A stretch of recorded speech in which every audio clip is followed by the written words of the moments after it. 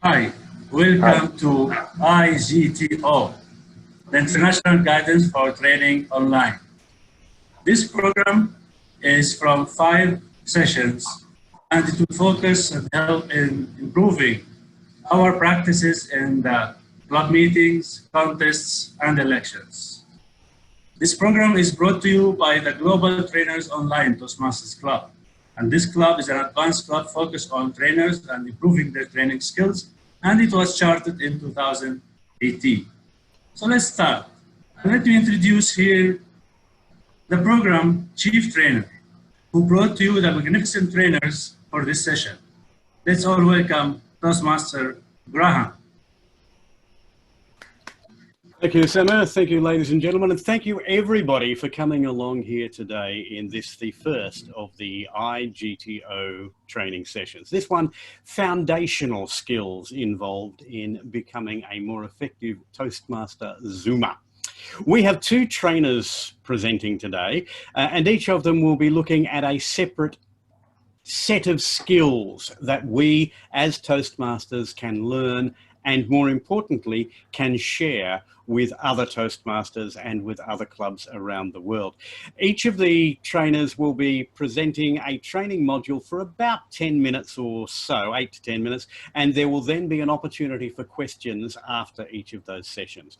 Our timing will be, we'll give indications to the presenters at 8, 9 and 10 minutes, as would happen with a conventional Toastmasters meeting. And then, as I say, as the facilitator of the question and answer session, I'll make sure that they don't go over in their allotted time.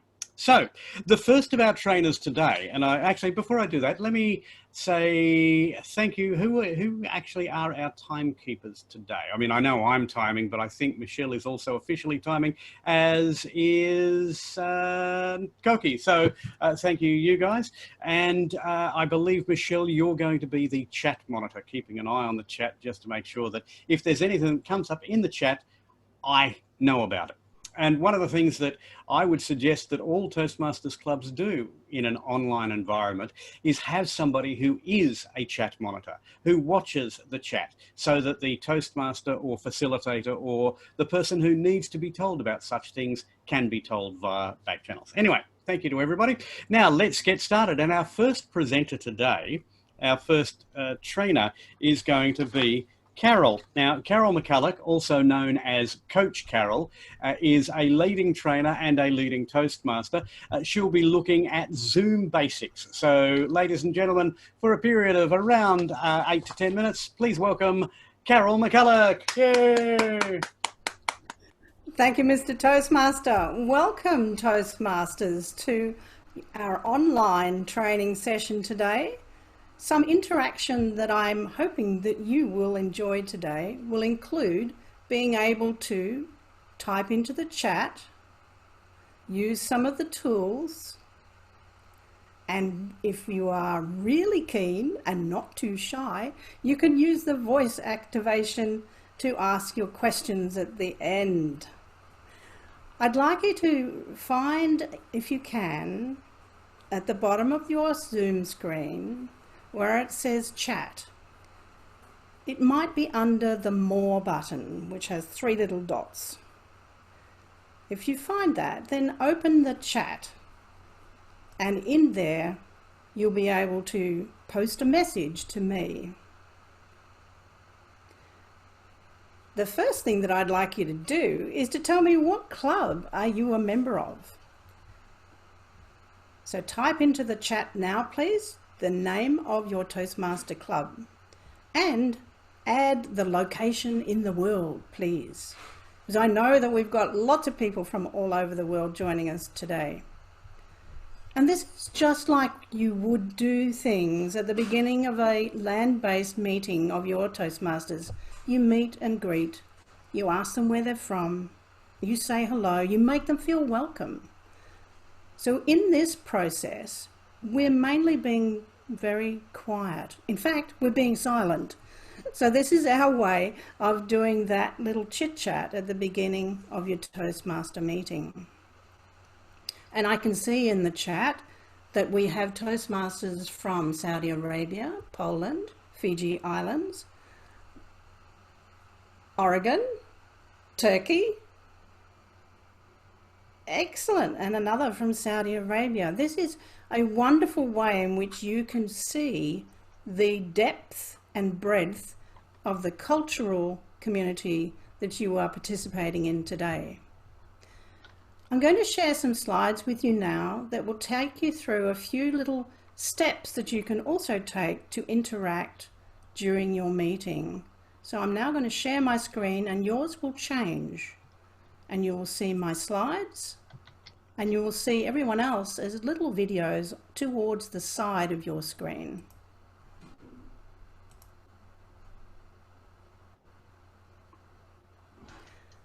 In the chat, you could add whether you can now see the slides. Here is the opening slide for you, and we move through them one by one. And this is the very first session on foundation skills, so that you can become a confident Zoomer.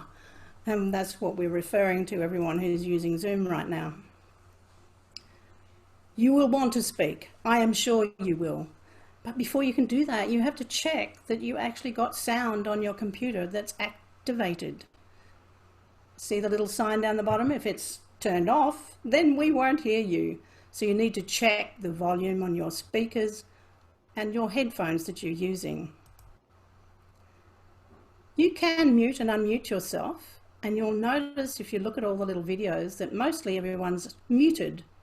There's a little cross through their microphone. To unmute before you speak, just unmute. You can stop and start your video. If you want to scratch your nose, leave the room. Or you've got a call coming through on your phone and you don't want that to be seen in the recording, you can stop the video. And then when you're finished, come back. What I'm showing you here are some other little interactive tools that are quite new. Some are new and some are old. One of these is how you can use the little polling tools which are under your participants panel. So before I asked you to look for chat, now I'm going to ask you to look for participants and see if you can see the green tick and the red cross. I'm going to give you a question and then I'm going to ask you to use those in a moment. I just want to show you this slide before we do that. And some really nice little reaction type tools that you can see at the bottom of your Zoom screen include the hand clapping or the thumbs up. So right now, can you find reactions and give me a thumbs up? That will indicate to me on your, there we go, look at that. Yellow thumbs up everywhere. That is beautiful. I'm going to stop sharing. And now we're going to try the little polling mechanism. Can you find your participants, which is at the bottom of your screen? And I'm going to ask you another question. I want you to use the green tick for yes or the red cross for no. Will you be using online meetings for your club in the very near future? Can you give me a green tick for yes or red cross for no? And what I can see happening are lots of green ticks. That's very satisfying. I'm really pleased that you are keen to continue. I kind of thought that would be the way to go. So a thumbs up if you'd like me to go back to my slides. Can you find the thumbs up? There we go. Yes, yes, yes. Okay. All right, I'm going to share my slides again. And this little bit of interactivity is all about the various ways you can view what is showing on your screen. So I'm sharing my slides again and moving on. And here is a wonderful picture of Brian, and he is in full screen view. How do we do that? We need to choose the speaker view. So at the top of your Zoom panel, you should be able to see speaker view or gallery view. So if you're seeing all the little videos right now, switch it over to speaker view and you'll see me up close and personal. And then when you're ready to come back to everybody, you toggle again to the gallery view. This is what it looks like when you toggle between speaker and gallery view. Now in here, Brian is by himself, really. He's only got that wonderful award there as his other participant. But for you today, what you're looking at are all those little videos when you're in gallery view. And it makes it more like your regular meetings. You can even set it up so that it's side by side if you want to. And here's what it looks like, of course. When you were watching my slides, all the little videos were pushed to the side and they were in very small size. Or if you want reverse, here is how it looks when you've got gallery view in large view. And Brian, you're still there, but you're looking a bit grim in this one. This is the split screen showing your gallery view as half of the screen and the shared screen on the other half. I have to say a big thank you to Brian for sharing these wonderful slides with us today. I have reached the end of that little section of sharing, and I'll come back to you now by stopping the sharing. And I would like you to have a look at your speaker view and toggle between it as you proceed through today's session. I see a flashing sign for me to show that it's green. Yay! I made it through to the 8 minutes. I'm really happy with that. So at this point, I'll hand back to our Toastmaster Graham Cairns, who will invite you to ask questions. Thank you, Carol. Thank you for that presentation, and thank you for doing it in exactly 8 minutes. We couldn't have asked for better. I thank you for that. Now, I'm going to ask if there are any questions from members of the audience. You can either physically put your hand up and I will see you and ask you to respond, or if you have a question you want to put in the chat, feel free to put it in the chat. So, do we have questions out of any of the things that were raised just then? If not, I'll lead with one. And Carol, you spoke about the difference between gallery view and speaker view. Is there an easy way to determine, as a speaker, which one you would prefer? Are there times when you as a speaker would prefer to be either in gallery view or in speaker view? That's an excellent question. When I'm giving my speeches, I like to use gallery view because I can see the reaction on the faces of many people. If I've got it on speaker view, I'm just looking at myself. That's pretty boring. So I'd rather have gallery view during that particular period of time. And I find that it's really useful if you're in a club contest and the speaker is in speaker view. It's more like in the contest where you've only got that one person on the stage. I would say, by the way, that if you are a speaker, a presenter, and you are in speaker view, you actually don't just see yourself unless you choose to do so. You see whoever the last person to speak was, which is very useful if you want to, for example, have the timer always on your screen. You can go to the timer and put a little pin the timer, and then they will always be on your screen. But Graham, we have two questions. The first one was, was Fasmi. Fasmi, I've unmuted you. Please ask your question briefly. Yeah, thank you. I'm Fasmi from Serendip Toastmasters, Saudi Arabia. I have two questions. One, actually, we are going to purchase one pro version, which has polling features, because we will be having our club election very soon. We need polling features. So I want to know which one to purchase. And number two is I would like to know more about these polling features. Like, for example, if there is an election about for BP education, 2 participants, and how to do it actually, how to put these 2 participants and how the election can be happen without like anonymity. Normally we should know who is voting for who. That's my questions.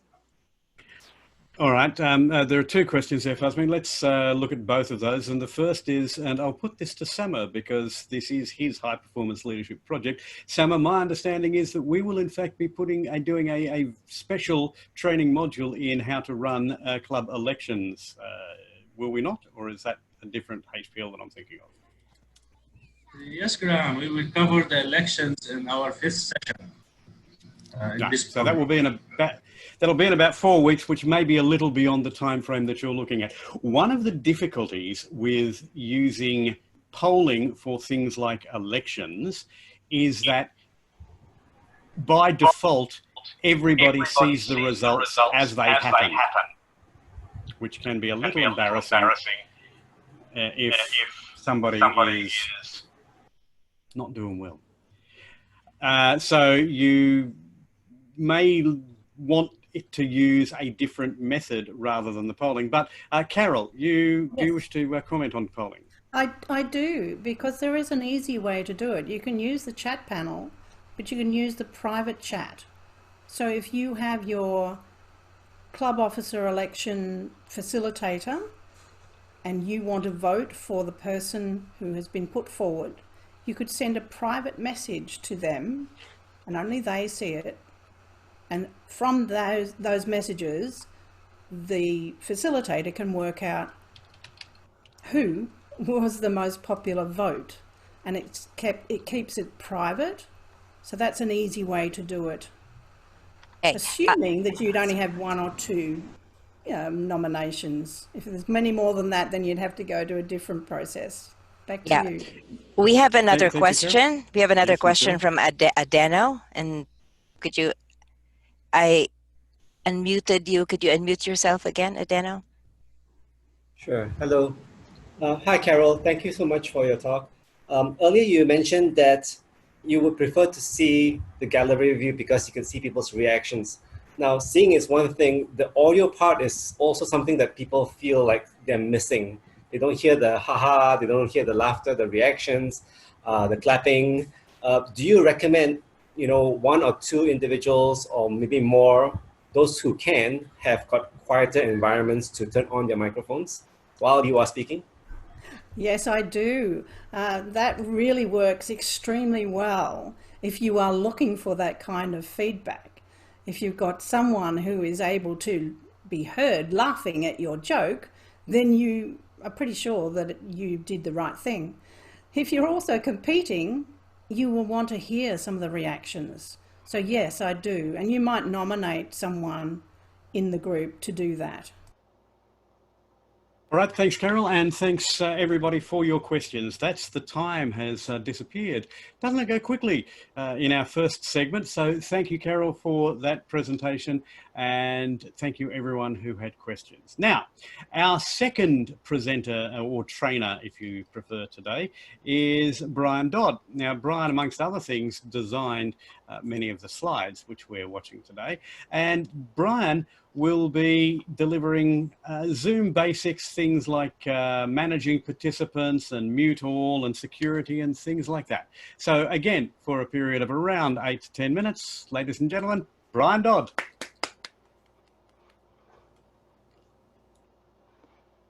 Thank you, Graham.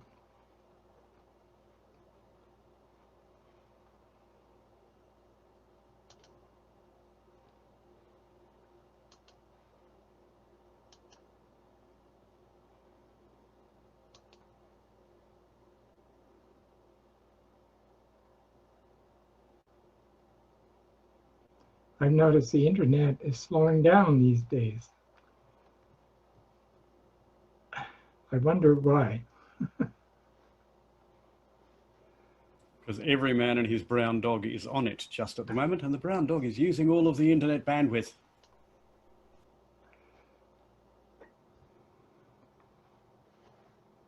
So I'm going to give you some tips and tricks if you're the, oops, wait a minute, what's going on here? If you're the Zoom master,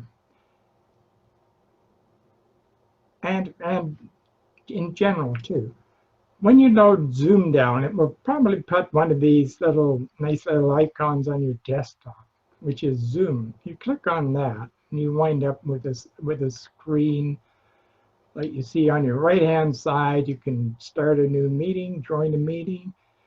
Yeah, if you're the Zoom master, you would in your Zoom account you would schedule meetings, and then you've got some options on sharing your screen.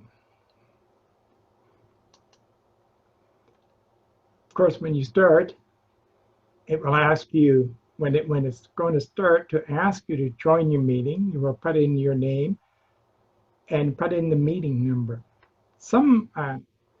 We're now starting to put passwords on there. So if you don't come into the meeting on a link that you've been sent or is on a page that's set up, you will have to enter the password as well. Here you can test your speakers and your microphone, which is really handy. This is a little thing. You say that, and you'll hear a ringtone. If you hear the ringtone, that's fine. Say yes, carry on. And if you say no, you do like Carol showed us earlier, make sure that your speakers are on.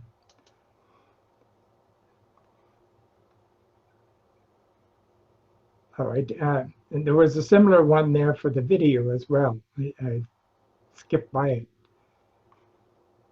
And once that is sent, you can say join the computer with the audio. The next one is similar one was there for the video. And this just gives you your full screen, which you have all seen. If you're the Zoom master, the Zoom master is usually the host, but in some of the clubs, like Firebirds Collective, they have meetings alternating different weeks at different times. So they have to get somebody, the host will start the meeting and then assign the Zoom master the host rights. And this is here where you can make somebody else the host. Preferably the Zoom master. And co-hosting is a good idea to make the Toastmaster, the general evaluator, the timer, the videographer, if somebody's in charge of that, and the speakers. Make them all co-hosts. I don't think there's a limit on the number of co-hosts you can have. As you've seen the participant thing, Carol showed you this, you can tell who are hosts and co-hosts in the list and who is in charge of recordings. And it's a quick look to see who is what. This has one order, but what you see on the screen is not in the same order. A little frustrating sometimes. But normally the key people are at the top.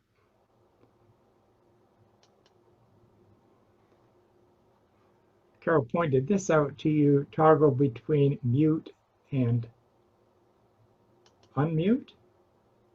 The same thing with your video, toggle between stop your video and share your video. I've heard that somebody actually turned her audio off, but then took her phone to the bathrooms. Nothing was scared, but that's a thing that can happen. Here's how you rename yourself. You see 3 little dots. If you go over to where you see yourself, you click on those 3 little dots. Up will come this little menu, and one is to rename yourself, and then you put your new name in there, and that's what you'll be known by. Quite often, like myself, I have Canada behind me. When you're in an international meeting, you like to have where you're from.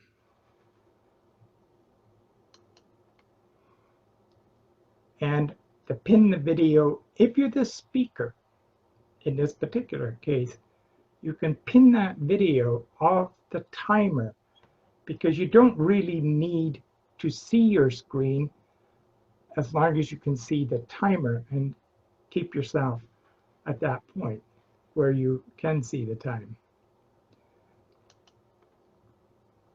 And that is the end of the foundation skills of how to be a Zoom master. There are some more complex things, but we'll be presenting them in future meetings in the next 4 more weeks. And are you feeling the question? Well, we're all we're all answering the questions. So anybody got any questions? Yes. Thank you, Brian. Thank you for that.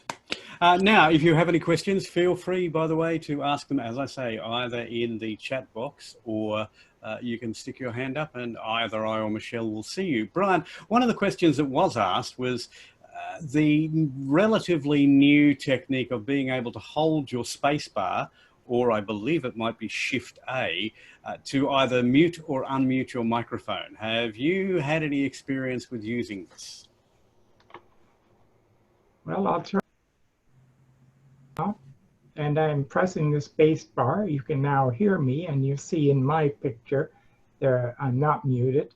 You don't see the microphone with a line through it. Then I was. Thank you. Well, I will give a word of caution about that. A, it doesn't always work. And B, if you are not on the actual Zoom screen, if you are, for example, in the chat box, and I would have hit spacebar now, it's making absolutely no difference. Whereas now it is making a difference. So just be aware that it will react differently depending on where your mouse cursor is. But it is actually quite useful if you just want to say a word or two and then shut up again. Exactly right, Graham. And I was holding my space bar down whilst in the chat room. All I got was a row of spaces. Yes. That's true. There's a quick question yes, here, Michelle? Graham. Is it possible to have co-hosts in the free Zoom? I can't answer that because my Zoom is pro. So anybody using a free account, is there Yeah, I have a ability? free account. Some of my clubs have free accounts, and yes, you can have co-hosts in the free version as well. Oh, okay. The question from Roman is not free, the cheapest version. That is the pro version, which is the one that's, I think, $14 a month or thereabouts. Yes, certainly. That's the version that I use. And yes, we have co-hosts. There's no problems with that. The free version also, so that's good. If your club only has the free version, though, you all know, you are all aware of the biggest difficulty with the free version, and that is that it stops after 40 minutes. It may not. They may let you keep going, but I wouldn't want to rely on it. So, yes. Okay, you have to activate, it says somebody on their i8. That's probably a valid point. I have, so yeah. Carol?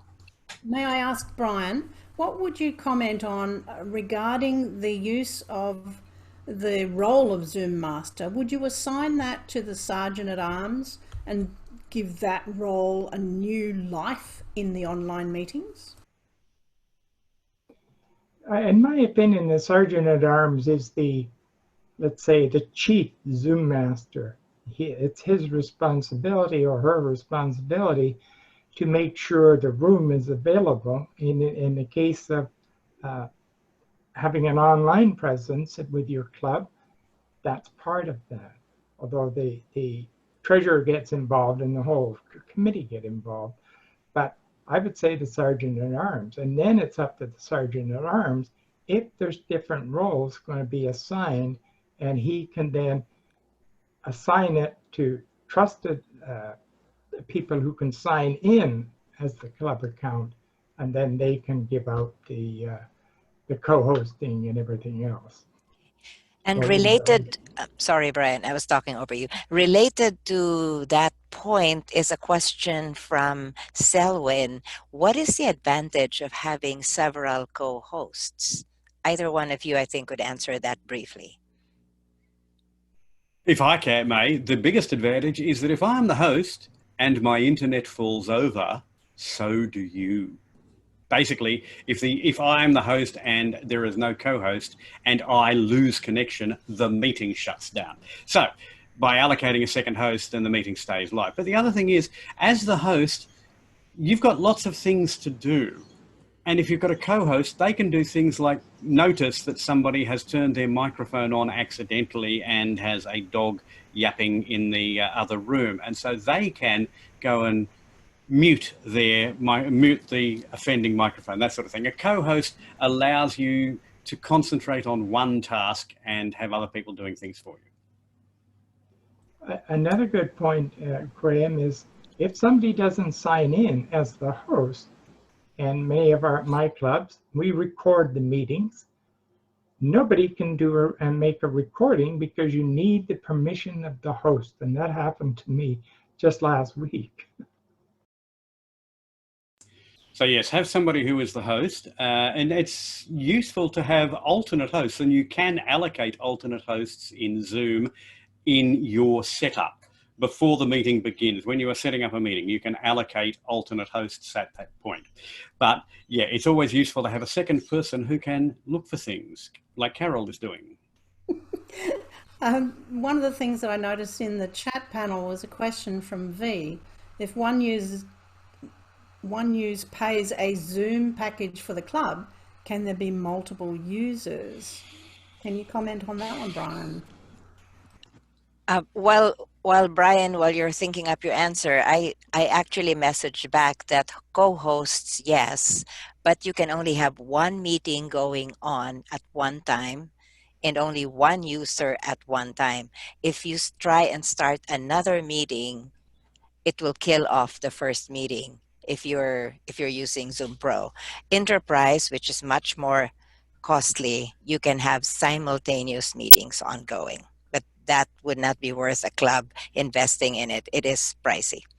Over to you, Brian.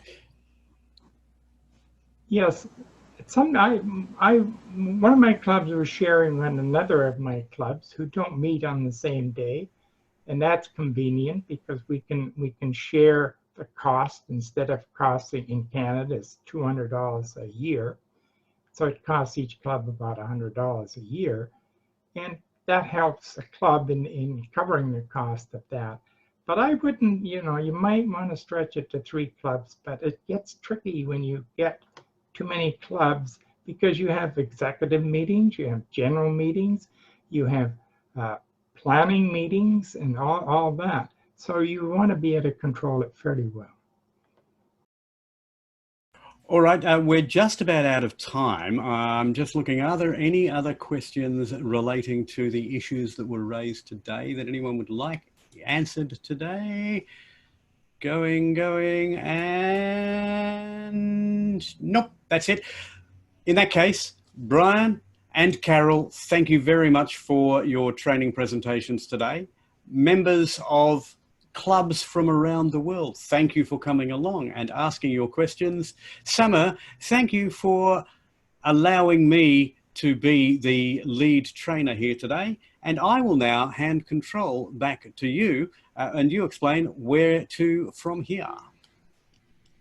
Thank you, Graham, and thanks for everyone, especially our magnificent trainers, Carol and Brian.